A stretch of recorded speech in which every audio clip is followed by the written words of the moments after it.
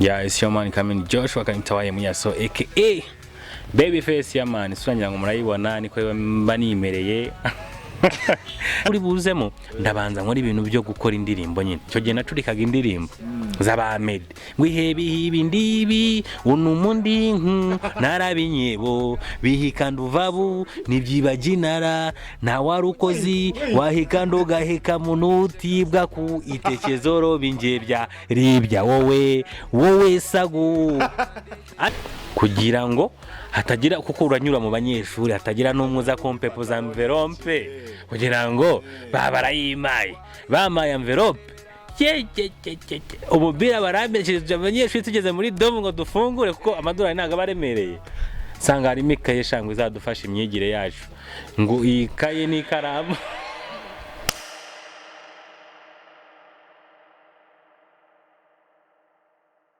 Hey yo, what's up my good people? Kubanu mwese mkomeje gurisha Mika 250 TV. Of course, it's me your boy MC Kyle Kagame. You're watching the #1 YouTube channel. That is Mika 250 TV. I don't know if you're seeing it very well. The kananje suza abantu mwese mudukurikira gatanu kuri gatanu. People from different corners of Rwanda, people in East Africa, people in Africa, worldwide. Kubanu mwese mureba Mika 250 TV. Kalizire ko mwese mufite ubuzima buzira umuze nko kunaje bumbona ndebye magaze neza cyane cyo gusaba no gukora like, subscribe and share. Yose ikiganiro cyo ni the mashup aho ngera nkuzanira abatumirwa bagiye batandukanye aba bahanzi abanyabugeni abakorikori use aba comedians nawe vuga gute abatera rwenya abasetsa. Okay, so right about now, muri studio za Mika 250 TV, I'm with a young man. He is a comedian. No mu comedian. Arasets. Muri make araducirigita. Tugaseka. Young but old. Ni muto akaba namukuru. Ashobora kuba kuze mu myaka cyangwa ari muto mu myaka ibitekerezo. Young but old in mind. Old in mind. Oh yeah. Unarinyiraje. Okay, reka tutaje wibwira abakunzi ba Mika 250 TV abakunzi bawe utangiye tukibwira. Yeah, it's your man coming Joshua kanitawaye muyaso aka Babyface ya man surangira ngo murayibona niko mbanimereye. Sinzi kine nakongeraho tugusubira ni fresh ni neza tu. Amazina ni Joshua bakuzi na yandi cyangwa n'iki amazina yongera na yandi bakunda kwita cyangwa nawe wiyita. Okay, ni Joshua comedian. Joshua comedian aka Babyface. Joshua tukiri ku mazina niriye zina wiyise ryanga kurya hit. Izina ni seryanga kurya hit ni Karimpitawaye muyaso aka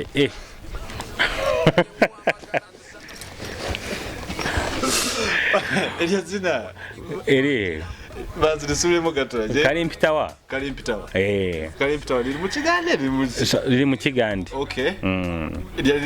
Rishatse gusobanura ko cyo ryiyise. Ni company nakoragamo ikora imbabura.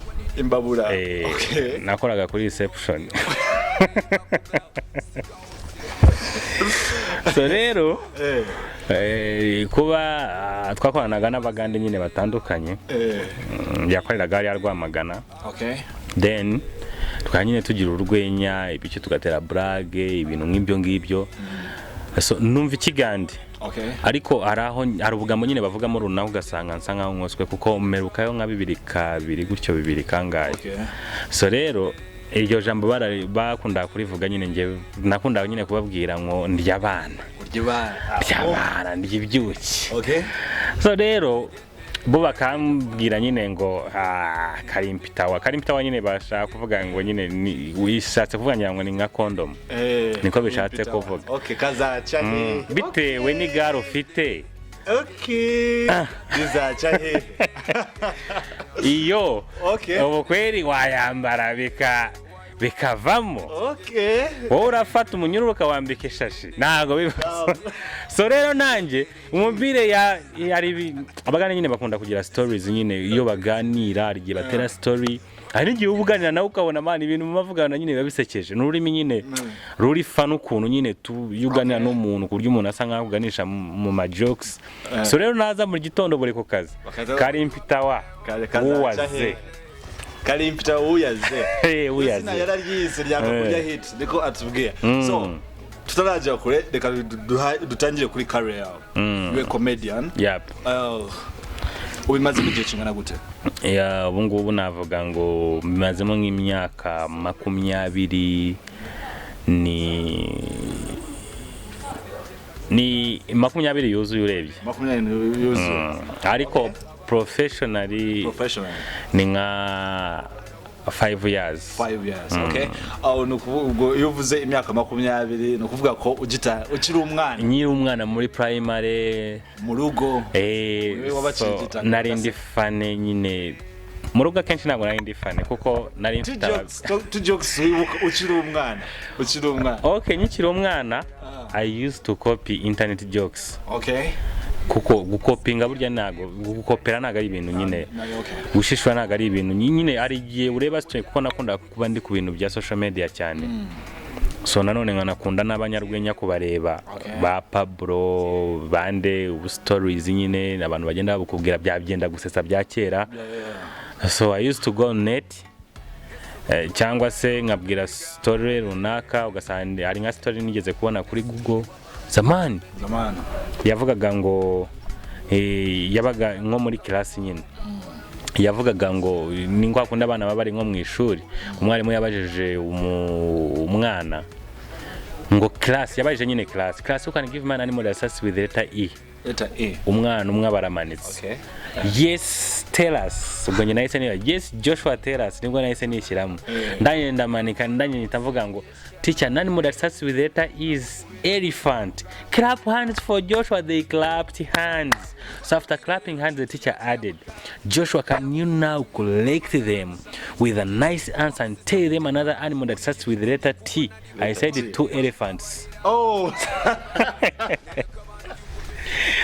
So izo boro nyine kuzireba byatumaga nyine useka nyine kuzigira ari n'ubundi bibazo nyine bwagenaga bucyacyara ngo what starts with letter E ends with T and includes T. Okay. Icyo kibazo nyikwaje wakinsubiza. What starts with letter T ends with T and in between it includes T. Tattoo? Chai. No. What's that? Teapot. Teapot, what's a teapot? A teapot ngira ngo ni nka navuga se ni iyo binika cyangwa sinzi. Teapot. No hari n'iyindi. Ngo what is in front of a woman but behind a cow? Joshua. Oh yeah? Man, icyo kibazo kiri simple. What is in front of a woman but behind a cow? Aho nibwo ureba niba umuntu atekereza. Nize ntabwo birimo. Mbaza ngo ni iki? Ni igiki? Letter W. Letter W. Gutes. What starts with? Ntabwo byumva. What starts with? What question uburyo yavugaga what is in front of a woman behind a cow? Okay. Woman starts with letter W. So those are the jokes that I used to crack when I was young. Okay. So utubona career. Nyina nabibwira abantu bakahita baseka. Bagaseka nyine nanjye nkumva ni mood aho n'indi najyaga yindi yavugaga ngo niba ngo I went to school with a ladder. Urwego. Sinzi ntabwo nyibuka neza twe so n'utwo najyaga nkunda gukora nyine kuko twaranyinse twari tukiri mu bwana. I love comedians because you guys ibintu mukora we are so stupid. It's not even so stupid because it's no we do believe we are stupid. And okay. In our culture we know too that if you laugh at a person if you think that that person you're laughing at is stupid, that means you too, you're also stupid. Siko imeze se, you say igicucu. Nawe uburi cyo niko tubizi. So ni wowe wemera ko turi ibicucu? Nabyo wemera. I always laugh at you guys. Je ntabwo ndizi igicucu. I always laugh at you guys. Ari kugendana nacyo.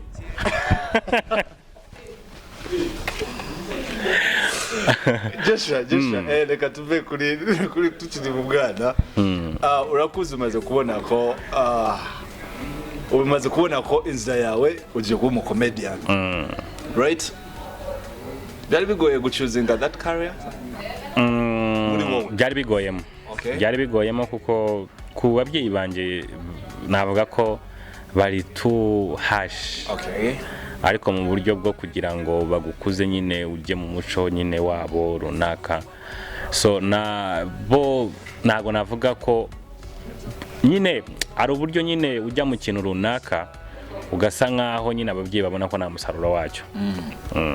So nizere ko ubu ngubu umusaruro bari kuwubona. Umusaruro barawubona cause bari kugushigikira. Nibyo binunze. Ndabyibuka neza nigeze guhabwa akazi muri famiye. Ngo njye kuba nize electricity. So muri famiye barambwira ngo njye kuba nuza umutekinisiye w'ikigo.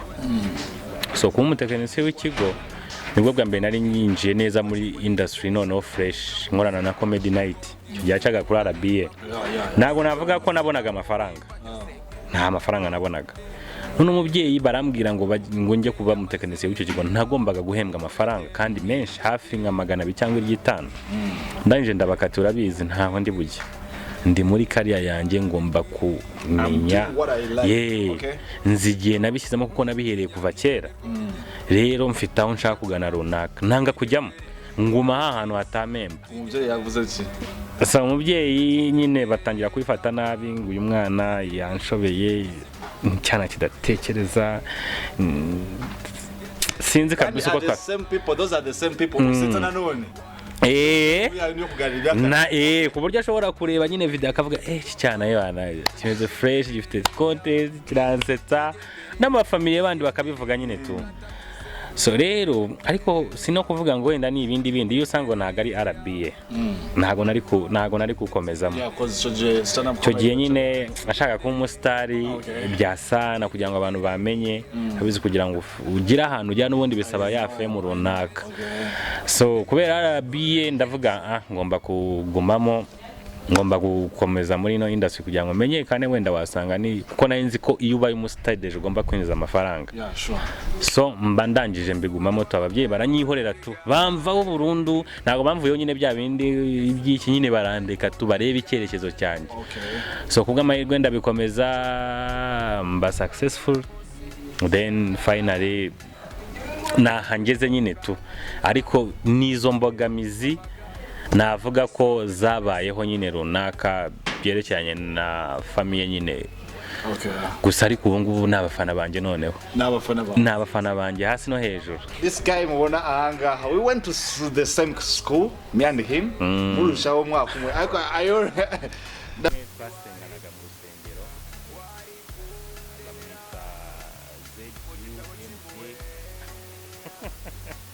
wallahi nje Joshua ndo umuntu uvugisha mumbire bamwita nagari Zumari n'ubundi Zumura mwibuka hari ubundi bitaga warufitinya wanakinaga karate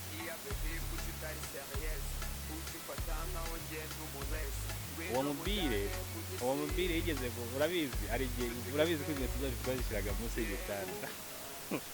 So rimwe ukaza uzinduka mu gitondo ugasanga urukweto rwawe n'ukavuga se rwagiye ko urukweto rwawe twasubiza hano munsi y'igitanda ninde warujyanye ugasanga no hirya arakomplira n'ubwo avuga shati bazo nawe tugiye reka dutuze wenda inkweto zirabonekera icyarimwe tukabyihorera sibukeye undi munsi inkweto n'abandi babura izindi tukavuga se uyu muntu noneho harababuraga nyine imijoro yabo ibiri biki n'ibiki. Umubire rero yari umujura muri ikigo abizi muri cya kigo cyacu habaga ibintu by'ibyuma wavuganaga n'abantu bo hanze kuko umubire yibaga inkweto w'umunyeshuri arazifata zikubita akazazana umufuka nijoro twasinziriye agenda arundamo urukweto arigiye afataga ebyiri zidasa akazishyiramo akagurisha. Noneho rimwe ahantu baje kumufatira ni hehe yari ari guswana n'umuntu ku gipangu yagurishijeho inkweto ngo wamuginga we ngo wamaye umufuka w'inkweto imiguru igeze muri 20 tudafite yayo urukweto rumwe yeba barashwana aho ngaho umuginga turamufata dufata nk'umujura nyine expiration barayihawe kagarama kwa baga story. Hari n'ubundi mubire w'umupasiteri sinzi mumwibuka ntabwo ari pasiteri yari protocol mu rusengero yari pasiteri w'urusengero rwanjye ntabwo nawe namwibagiza. So ya mupasiteri uwe urabizi iyo bagusanga muri dom barakwirukanaga nyine ugataha we yagumyemo aryamye noneho yumva ku rugi hari abantu basa nk'aho bafungura nka saa 3 gutyo cyaravuga ibi ni headmaster uje kabisa ndirukanwe tu hariya Kagarama ntabwo bitaga ngo uri nuzuri pastor wiki barirukanaga tu so then uwo mupasiteri yumva barimo barasa nk'aho bakinguruje ajya munsi y'igitanda yambaye ubusa ajya munsi y'igitanda noneho nta nubwo ari headmaster wari uje gusa headmaster yarazanye n'abapolisi baje gusaka ibiyobyabwenge bafite imbwa zabo bafite imbwa zabo polisi nigeze njamo headmaster ninje mu boherezamo imbwa urabizi uburyo imbwa zikunda irode umubire yavugije induru polisi yavuga tubonye ibiyobyabwenge byinshi reka twicire nyine binjamo nyine basaba umubire arimo arataka imbwa ntacyo yigeze imbwa yaragize gutya ireba hasi umubire nawe kubitana nawe amaso yebana avuga karabaye headmaster nyine n'abapolisi baravuga barasetse nyine byari ibintu nyine bisa nkaho ari ibintu bidasanzwe basi gusa nyine zari stories zari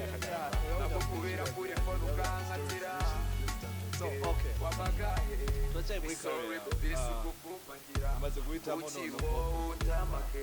waneje kajuga z'ikigali waneje makuberi z'ikigali wababwiye yuko nandinyira ntari umwana wo mu gasone nyamara iyo uza kubimenya ndino muri high school akenshi bazize abantu bashakira amahirwe muri high school mu gitabo cy'impuhwe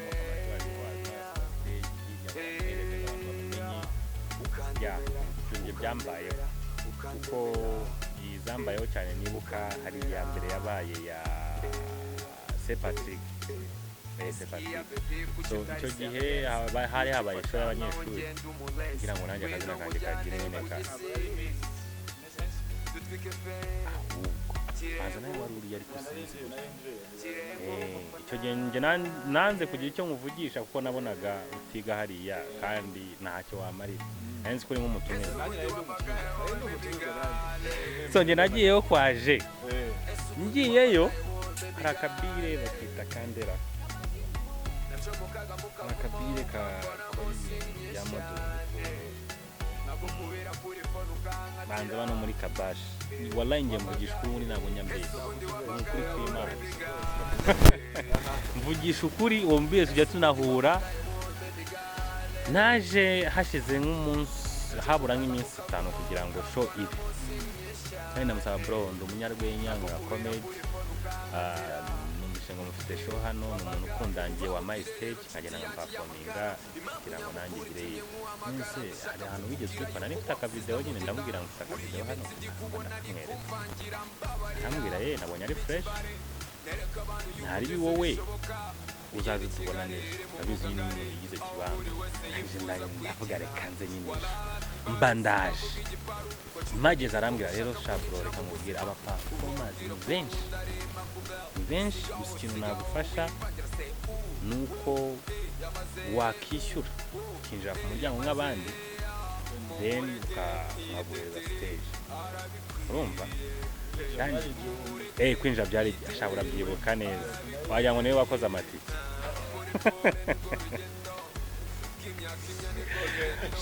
ndabyibuka neza fresh then ndangije ndagenda mbwira uviye nyine ndambwira rero nta mafaranga mfite ndagira ngo mfashe abizi ko natangiye kano kazi ndagira ngo izina rizamuka ariko icyo gihe byari byataraza bya bindi by'ibiraka arangije aransapotinga nyine amereza icyo gihumbi akajyana n'umukameramani w'ibihumbi 10 kugira ngo aze kureba iyo video yumve ko amafaranga we najyanye mu bindi bintu ubwo urumva ni 11 gutyo then ndangije ndagenda nishyura igihumbi ndinjira singezemo show irabaye bana nkumva abanyeshuri abiza abanyeshuri uburyo bafana ari gihe ugenda muri underground bakagufana ukagira ngo wabaye Chris Brown ndavuga ni imajya ndatwika se cyangwa ninahava nduwundi muntu ndangije ndagenda mvugisha umubire ngo se bimeze bite ngo ndajyaho ryari sasa anyereka list shani sinibonaho ndavuga se no mubire bitebye kutanshizeho kandi wambwiye ko ngomba guperforminga weba witonze hari abantu tugiye gushyira abaraperi babiri ngendaje nite mucomekamo man ndategereza abaraperi bararangira mbona bashyizemo abakobwa ngo bagiye kumuzanira musaza round 2 y'abakobwa arabari bakoze mbere bongera basubiraho bavuye bahita bakubita ikindi kiraperi ndavuga se ibi ni ibiki ubu najya gupanga uburyo mvugana na vi urabizi ko akunda upanga ikiganiro na papa wawe wakoze ikosa kugira ngo banze urebe se ukivugisha papa show yanze gute kandi nagoye amafaranga nyine ukivugisha ukavuga uburyo ugipanga neza fresh none umubira baranje basoka hanze nahambwira bro bimeze bite se ndajya urya ariko mbona ambwiye ngo arajya nyuma ndajya abanga bimeze bite rarara rero bro reka mubwira mfite stress nyinshi Shimana ndasengire byasana ariko ndaje tuvugana yongera asubiramo ndavuga wallahi ndafatu ndongera ndagogera neza fresh hava wundi muraperi mbona none asubiye hanze nyine nkabwira se bro bimeze bite man ndajyaho ryari Joshua rero banza witondeho gakeya gusa ariko musaza reka ngiye mu bwizo kuri hari abantu benshi cyane baba performance akanya sinzi neza niba kari buboneke gusa ariko ndaje ngubwiye yongera asubirayo numva zirivanze uzi kumva mu bwongo hadakora ukagira ngo wanyweye kanyanga kavuga se bino bintu ni ibiki mani biri kumba naye ndagenda mvugisha protocole ku muryango umva se stamba bari ukamfasha ukagenda ukambwira uyu mugabo mani ko yari yambwiye ko ndi bu perform yari umunyeshuri nawe ko yari yambwiye ko ndi bu performing shamva rero kwamubwire bro hano ngiye icyo nshinzwe no kureba binjira nkabereka aho bicara nta kintu njye nagufasha mana we bitanyenda ari hanze ndabanza ndareba neza ndapima mbona amarira yisamanuka mani ku maso ndavuga sino game wayiva mu mani ibi nibikimba ndi guhungamo nibikimba ndwana nabyo de ndangije biba nyine gutyo show birangira na performance ndagenda nzitera vie none vie ima 10 shaka mu cameraman w'imbi bitandatu urumva nayo nari ya bibindi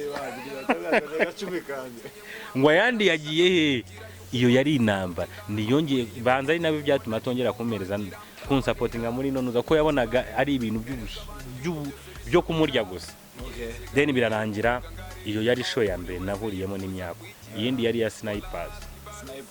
snipers kuri bano babyina yebana bari abantu bakoreraga then turangije ndagenda ndababwira ndi umunyarwenya ndagira ngo mumfashe ari show mufite muri Hilltop Hotel ndagira ngo nzagende performing shabro bungu tuvuye muri exercise ne tuvuye ku repeta nyine uburyo babyina muri biki uzagarukeje ejo mbandaje ubwo kandi nkubita rege kuva hehe ni boyi ngana hehe zari za Gikondo niho bakoreraga zano ubwo ngongera ngasubira ejo ngongera ngagaruka so urumva barambwira ngo nzaze ejo ibintu ngibyo nza n'undi munsi wa gatatu nabo barambwira ngo bana numva neza biramvanga ubwo bije bikurikira ibyahe bya Saint Patrick then ndangije ku munsi wa kane baranje baranyemerera ngo uzaze naribi ariko akundi gitaramo gitangira ugasaba stani bari bu performing na underground ugasanga zabyimbye ngo ntago ndi buhagere mbere ngomba kwagera ngasa so ninge underground yari yahageze mbere sasa rero bro hari abantu twari tufite hano wowe nk'umunyarwenya ko bino bintu nawe byatangira stage twavuze ngo reka tugushyiremo wenda nko hagati ukuntu ariko rero hari abantu twari dutekereje hari abantu bagomba kubanza babaririmbye nyine bibiki ariko nibaje so rero ja stage imeze te stage hagati harimo swimming pool Ivan kagera nko hirya none abantu bicaye hirya numenya niba brage yanakoze niba yagize brage zagarukira mu mazi bro navuyeyo nta muntu n'umwe usetse n'umubyeyi nari najyanye ngo aze guseka cyane yasetse rimwe ngo he abantu baravuga ngo yarasaze ahise atuze so urumva ni ingorane nyine nagize niyo shombi nagize mu buzima kabiri ya snipers then hakaza ni akagarama yaje kuba mbi gute kagarama yo haje amarushanwa bita Keza Talent banze korera kuri Keti Radio sinzi ngira ngo kuva zamani ngira ngo icyo cyo rucigayo cyangwa warimo nigaga kagarama noneho hari umubire wari umunyamakuru information prefect Dennis rero yakunda gukorera prep kunuza yakoreraga n'igihe ngira ngo icyo gihe aniga kagarama none arambwira Joshua kuko yakunda gukorera prep mu ishuri ryacu none hari uburyo nyina nakunda kwinteractinga nyina abanyeshuri nkabatera brag muri prep iki niki rero niwe akazaza gukorera prep muri class yacu then rimwe yaza gukoreramo rimwe na tera story akabarimo aza kumbwira rero Joshua hari amarushanwa agiye kuba ikigo ntago dufite umuntu uri buduhagarare Kagarama secondary school na nyine hari baririmbye ariko ngo ntago bafite ubahagarira muri comedy kandi nayirimo kandi nabonye usetsa mani yabimbwiye haburi saa imwe kugira ngo njye kuri stage. Okay.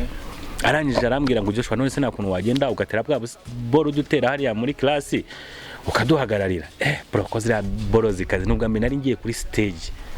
Yari stage ya mbere. Kuko biriya bya Saint Patrick byabaye nyuma. Okay. So ndangije mbwira umubiri umwe nyine natinyaga kurya kuri stage ndi umwe nyine mbwira umubiri umwe bita Twahirwa Asafu. Okay.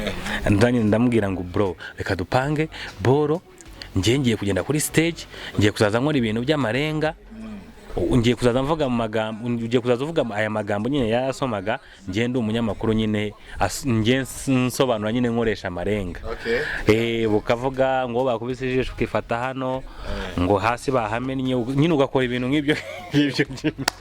So yebana turabipanga neza fresh namubwira ariko mbere yuko uri buzemo ndabanza nkora ibintu byo gukora indirimbo nyine cyo gihe nacurikaga indirimbo z'abamed wihebi ndibi unumundi narabinyebo bihikanduvabu nibyibaginara na warukozi wahikando gaheka munuti bwa ku itekezoro binjebya ribya wowe sagu asibi ndaziba akori wowe nariko nzutantunyeka nandi basebo mva yebana man ndavuga boro irakora niyo ndi bubanzeho yikigera kuri stage yego hari arimo no gufana kwa Kagarama bamwe na bamwe harimo kirasi yanje yose yebana baramagara the next person on stage arimo representing Kagarama Joshua comedian abanyeshuri amashi maze barayatanga nyikiririmba icyo kiririmba amashi barayatanga then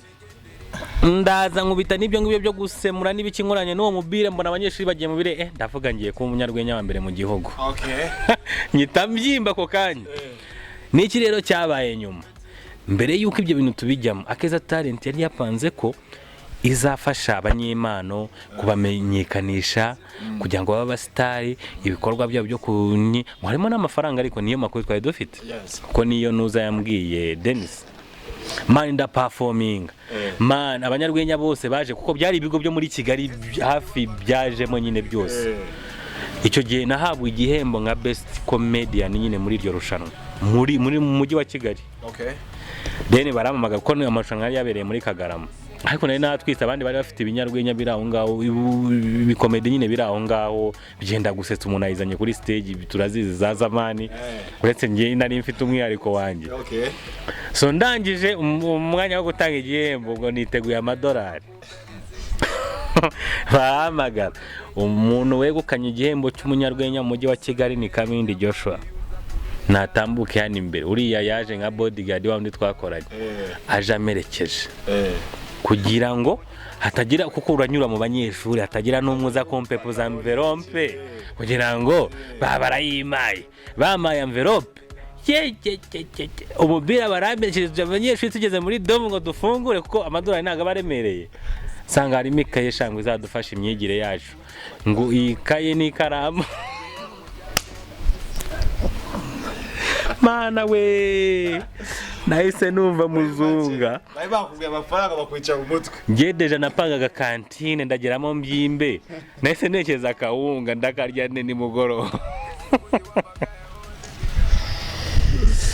gusa wenda ikintu cyatumye mpumurizwa nyine mvuga ngo nta byabaye bana naratashye barambwira ngo twakubonye ku makuru n'injoro byanyuze mu makuru nyine nubwo amena ninyuze kuri televiziyo Rwanda reka tukira aho ngaho byagutwaraga igihe kingana gute gucurukura indirimbo byansabaga kuba n'ubu uracyabikora oya ntago nkibikora mani kuko bisaba ni ibintu nakundaga gukora nyikiri muri primaire.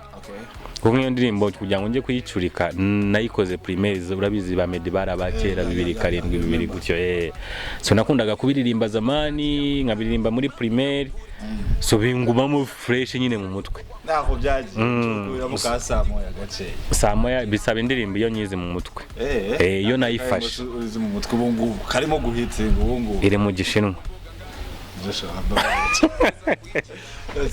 iri mu gishinwa niyo nacuritse neza fresh niyo muhanzi bita Anchoho abandi gacurika izina yewe Choho okay dushiye kuri yadege mu wese dukomeza Anchoho shi shom tashi shiko tashi shung an tashi kompa shung kompa tashi kompa wallahi iyo ndirimbo ndayizi neza fresh uze kumva izina yayo n'umuhanzi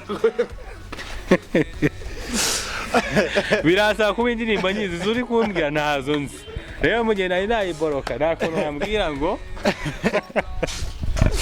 wakunzi ba Mika 250 TV of course icyo gusaba nakubwiye no gukora like subscribe ugasigara comments ndikubona na Joshua the comedian Joshua tuvuye mu buzima bwa high school uranje high school nibwo wahise ujya muri comedy night okay experience yari imeze gute ukigeramo bwa mbere ikintu cya mbere mbanza no gushimira comedy night comedy night na approachinze muri 2013 wakiri muri second na nyiri muri secondary so icyo gihe ariko byatigwaga n'abanyeshuri bari abatito bigaga Kagarama ba Dennis bako kose ko mbona ko ari ibintu byiza ngo nakuntu wazajoininga ba Arthur then bakagira so ibyo abantu nyine bakagenda babimbwira nyine benshi cyane gutyo then cyanumva nyine iyo umuntu akubwira nyine gushyiramo ka motivation n'ibiki byose ukumva ni ibintu bya fresh nyine so ndangije ndabajoininga icyo gihe bari bafite show ya Eric Omondi hano kuri Kawosh Eric Omondi yagombaga kuza ndagenda nyine nabanje guhamagara nabanje kujya kureba Arthur kuri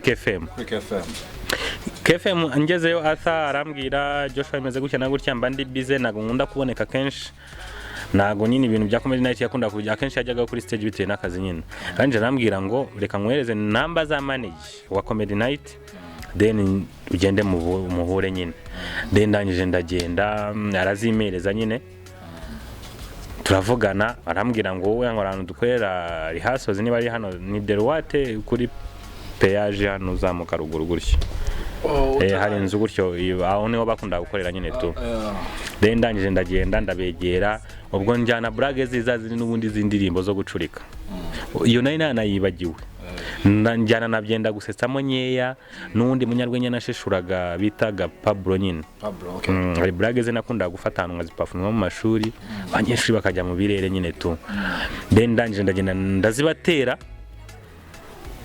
ari uburyo nyine utera brage ugasanga umuntu arayizi gasa nkaho nyine biraho ngaho naga gusetse nyine nkuko wagomba kubyifuza ugasa nkaho wibagirwa noneho mu kwibagirana nyita mbabwira ngo utwo nayi napanze mu gihe nyine bari kumbwira Joshua wakoze neza ibintu bimeze fresh ariko hari brage nibagiwe inzana iyo ngiyo yo gucurika indirimbo barambwira ni fresh nyine hari uburyo batancagamo intege nyine ariko ntabwo byabaga bisekeje n'ukuri kw'Imana yari high school nyine harimo ka morale n'ibiki wenda iyo yo gucurika birimo ariko ibya mbere ntabwo byari bisekeje cyane bitewe n'uko wenda bari bazizi then barambwira bimeze neza ariko ino stage ntabwo wayibona izaba nyine ya Eric Omondi muri Kawosh ariko uzaza mu mari haso uzajya ugenda ugira nabona uburyo nzaza nkandagira igitsi mvuye Niboyi nazaza ngenda hariya nkabona ni ibindi nabikoze inshuro ebyiri sinongeye kwagaruka nabikoze inshuro ebyiri n'abasetsa kandagira kabisa kandi bakambwira ko wabikoze neza ndavuga wapi ndagenda mu biti imyaka 3 ndangiza high school nyine ndangije noneho batangira Com Factory yo kuri RTV Com Factory yes Com Factory ni story yindi twabanjeho mbere mbanyigiyemo muri ubwo buryo nyine tu then industry ngenda mbyimba nkumva commentaire abantu bambwira abaturage wajya ngo umuntu ariyo za Nyagatare za kakuvuga turagufana bro iban ndabyimba nyine bya sana then aho ngaho ndashaka umbwiye experience wakuyemo experience kwa na babu kwa na Mike kwa na Arthur n'abandi tujya team so ikintu cyambere nakuyemo cyane muri comedy night ni iki byatumye nyine mu stand up comedian ukaze ukora blague nyine uramenya nyine ubumenyi bwinshi nyine cyane ku buryo ujya stage ukamenya uburyo stage ugomba kuyirebamo ukamenya uburyo ugomba kuganiriza audience ukamenya uburyo ugomba guteramo blague nyine bitewe n'ahantu wagiye runaka ukamenya ngo wagiye mu bukwe ugomba gukora zino blague zitasesereza abantu se cyangwa ugomba kuvuga ibintu abantu bazwi uko barimo abasaza bari mu rubyiruko ugomba gusanisha nabo ku buryo bose bahurira ahantu hamwe. That's so nice. Yeah, so byatumye mba umunyarwenya nyine nyawe niko nabyita. Ona abanyarwenya ari story nyinshi muzana. Ndashaka kubaza that one prank wavuze wivuga ku muntu we ikamurakaza. Urabizi ko bibaho. Wowe ivuze mu buryo ushaka gukora staff yawe ako we akabitwara two person aho musebeje nkaho shawo byabayeho ariko nyuma yarabikosoye yari Marina nyine buriya w'umuhanzi okay. So yari blague ngewe urabizi no ndirimbo ya Riderman ya Rihanna Romeo se cyangwa inyuguti ya ra nyine inyuguti ya ra so nkanye umunyarwenya yo ndavuga ino ndirimbo yavamo blague y'ubumara ndahitekereza ndavuga se Riderman wamugani buryo ya flowingagamo ra ya Rihanna Romeo se cyangwa Rambo ra ya Rick Ross ra ya so ndavuga Riderman niba inyuguti ya ra imwibutsa nyine abo bantu bashikibe barumunabe ese nk'abantu nk'aba Marina inyuguti ya ma yabimwibutsa ikiwe wasangamo Maraya Mayibobo wanamukoramo n'indirimbo ma inyuguti ya ma inyuguti igaragara kabiri mu ma kambabwira ibibi by'inyuguti ya ma ya za Maraya ya Mayibobo ya ba Marina ya za Maraya zigize marayika ukumva nyine indirimbo isa nkaho iri kugenda ku murongo nyine ubwo nkahita njya no ku bandi bahanzi nkavuga se tujya twumva umuhanzi nka Safi inyuguti ya sawe yawe mwibutse iki ukuyeho satani yawe mwibutse iki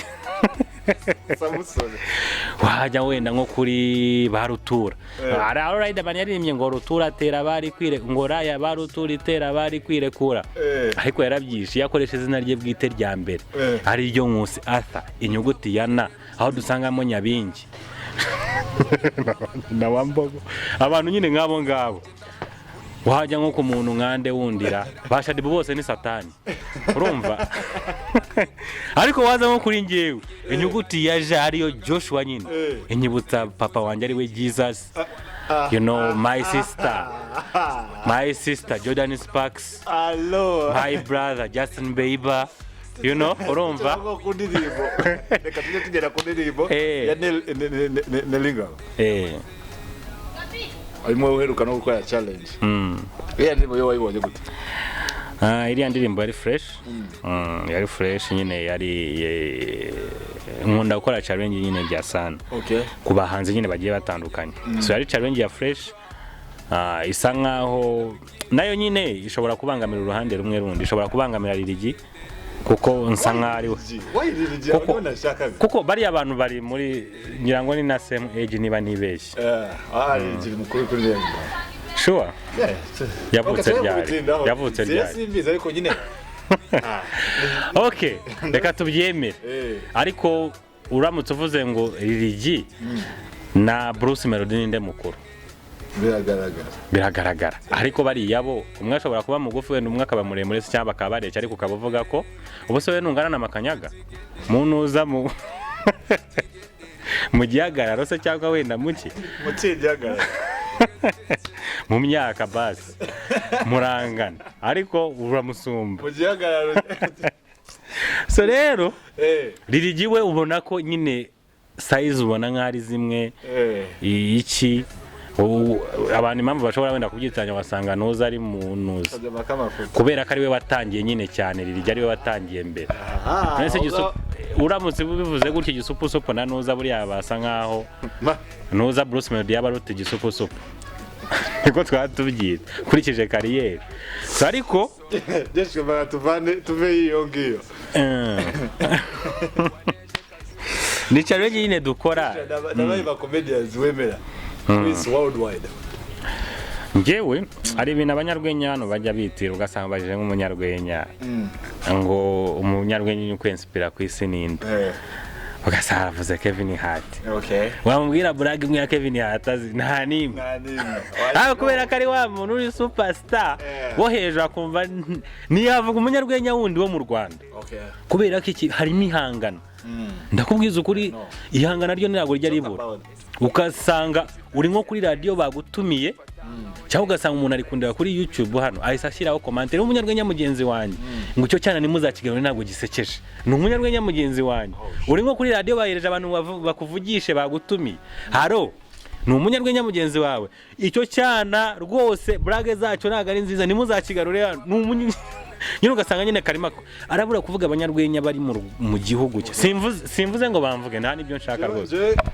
gusa biba byiza iyo uvuze nyine umuntu ukore none se bakubajije umuhanzi ukunze uvuze Kevin Hart ntago uzi ndakubwiza ukuri Kevin Hart ari amagambo nyine avuga nyine ukumva urayumva neza fresh ako wageramo kubera na accent yabo usa nkaho wise utakaramukunda punchline ye ntago yumvishije neza bikaba ngombwa ko ntago wumvishije ibyo yavuze muri make niba punchline utayumvishije sure. ariko nkanjye hano ndakubwiza ukuri umunyarwenya nemera wa mbere muri Afrika nemera Pablo muri Uganda benshi bashobora kuba batamuzi mu Rwanda ho nemera benshi nemera benshi nkurikije na stage za nkurikije n'ibyo baba baturusha n'ibyo nabambarusha se cyangwa kuko ingiye kukugeranyiriza abanyarwenya hano mere nko ku rugero runaka bamwe baba bategereje ko mvuga Rutura ntago nabura kumuvuga kuko Rutura ari talented mu buryo bwinshi ni umuntu ufite impano zitandukanye ashobora kuririmba ashobora kubyina ashobora gutera brag ashobora kwanga agakoresha izo mpano ze kuvuga imivugo urumva afite impano nyinshi ariko nkanjye usanga ndi talented cyane mu kuvuga gusa niba brag yanze gukora hanze nyine tu ntago ndi bubyine ngo ntago nzi kubyina ntago ndi bugire ngo wenda mvuga iyo mivugo wenda imivugo nshobora kuyivuga ariko ntago mfite izo mpano nyinshi cyane hari n'umunyarwenya w'umufaransa nzi wakoresha gitari we noneho aririmba nyine akintertaininga abantu mu buryo bwe nyine butandukanye so nk'uwo nguwo ntavuga ko Rutura mwemera wajya kuri Michael ni umuntu ntago nabura kubivuga abakobwa bavuga ko ari mwiza hakonje ntago n'umuhungu navuga ko ari mwiza uko banyitanga ipede ndahaga ibyo binavuga iyo umuhungu uri mwiza ntago bibaho so uwe ashobora gukoresha n'ubwiza bwe brag ashobora kwanga kirya iki ugasanga biramace biguyemo kandi agakora stand up neza imeze fresh aractinga n'abarutura baractinga ari uburyo umuntu yactinga kuri stage ugasanga ashizemo nyine ubwenge bwe bundi runaka ugasanga arabikoresha wajya nko kuri urebye cyane abo nemera mu Rwanda harimo abo nzi neza nyine reaction so urebye abanyarwenya bose hano mu Rwanda wallahi aho bava bakagera bano twakoranye ku stage cyane abonzi fresh yaba ba Patrick yaba ba Merci yaba ba Kibonke bande mu byukuri nge ndabemera bro comedy itandukanye na music indirimbo ushobora kugenda bakakubita bu hariya kuri stage ugakomeza ukaririmba tu ariko comedy baguteye bu hariya kuri stage ndabizi ijambo ntago warikomeza ko bose bari gusakuza na man uriya umwuga wa comedy ukora stand up comedy simvuze ngo abantu bacika intege bari kuzamuka abanyarwenya bari kuza iyo bigiyemo neza nyine ukavuga ngo straight advice waha abantu bashaka kuja mu no mwuga because wawutangiye ukiri umwana kandi ubwo tubona inzira yawe ubona I have to do this shit ufite gukomeza ibingibi so icyo nabwira bakurikije inzira yanjye nanjye nanyuzemo nibyo nagiye nyuramo wenda bo bashobora kutanabigeraho kuko hari abanyarwenya baza bakayita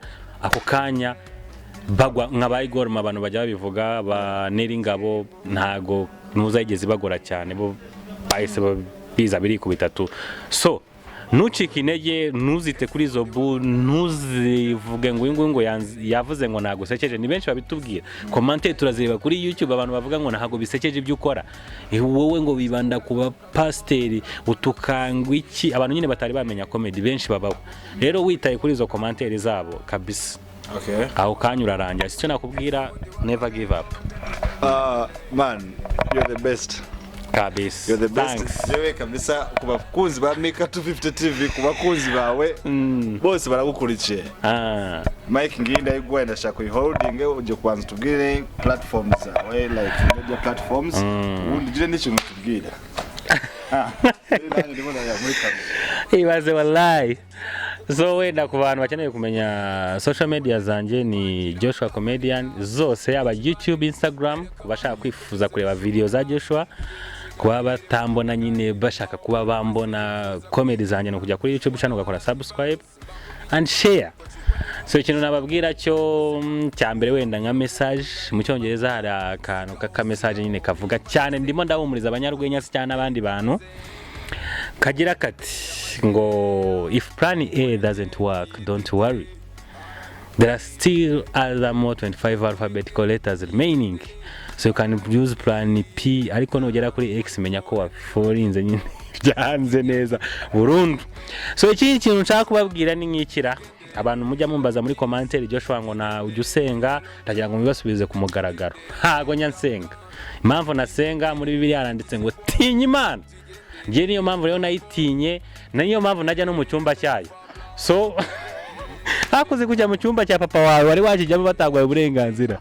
So guys, subscribe on this channel. Let's meet next time. It was your man coming, Joshua. Yeah man.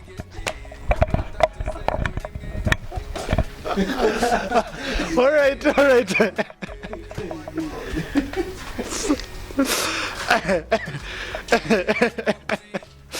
Changu sababu I swear ndumva nakweka shuka ikomeza. Wenda gukora subscribe, mukore subscribe n'ugenda kuvuga. Big up to everyone kwa mwese mukomeza gukunda ibiganiro byacu. Jendi MC Kagame ari kuna Joshua the Comedian. Reka tuzahora ubutaha. We love you very much. Ariko this guy is the best. Wasanga mugiye gushyiraho title ngo Joshua yasekeje umunyamakuru yenda kwinyarira.